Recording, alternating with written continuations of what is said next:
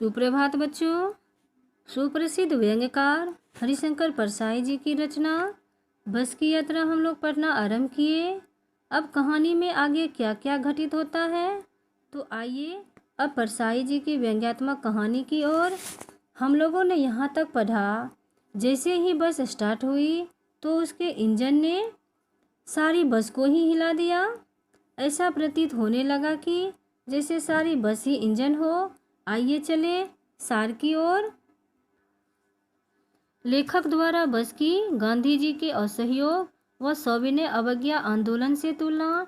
जैसे ही बस चली तो लेखक को गांधी जी के असहयोग व सविनय आंदोलन की याद हो आई, क्योंकि शुरू में तो बस का कोई भी हिस्सा किसी भी दूसरे हिस्से से मिलकर काम नहीं कर रहा था।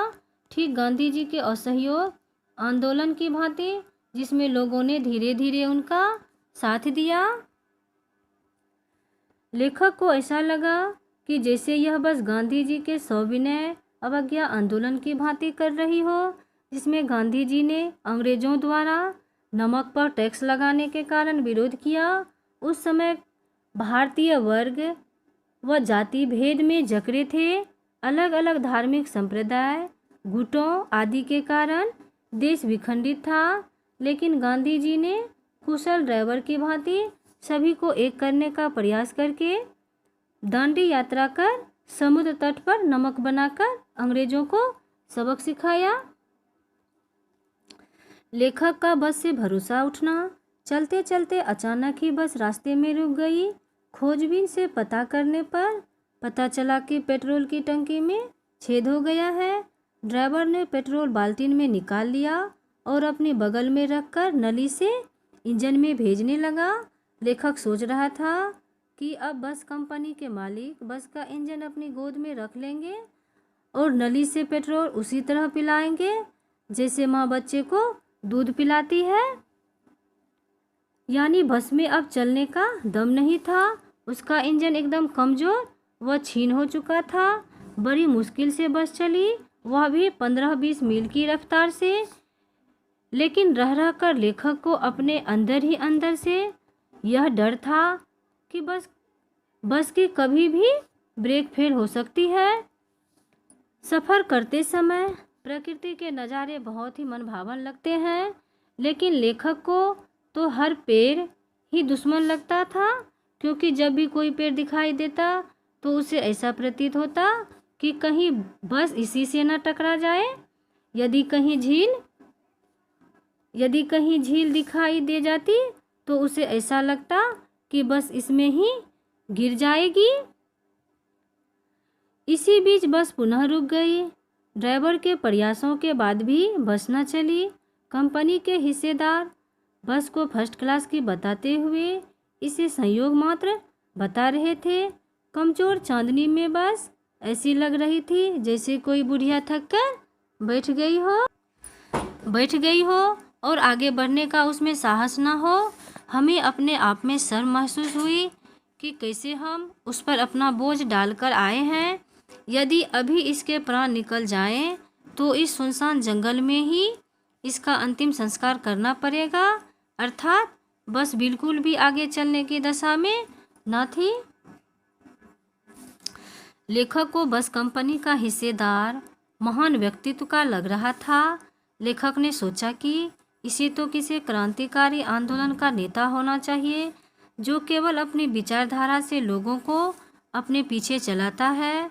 उसे दूसरे की भावनाओं से कुछ लेना देना नहीं होता।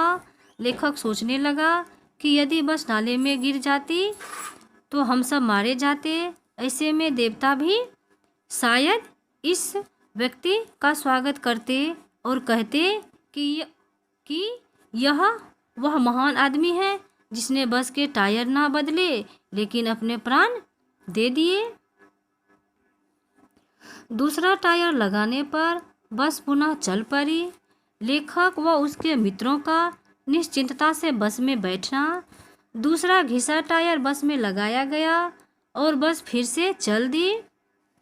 अब लेखक व उसके मित्र आराम से बैठ गए। उनकी जल्दी पहुंचने की चाहत अब समाप्त हो गई।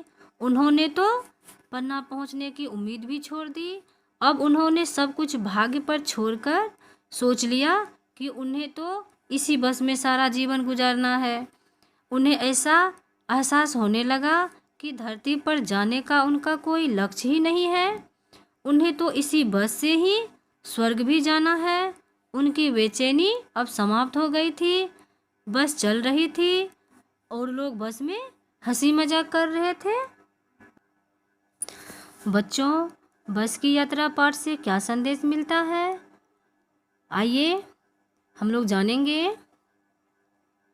इस पाठ से यह संदेश मिलता है कि समयानुसार प्रत्येक वस्तु का नवीनीकरण आवश्यक है।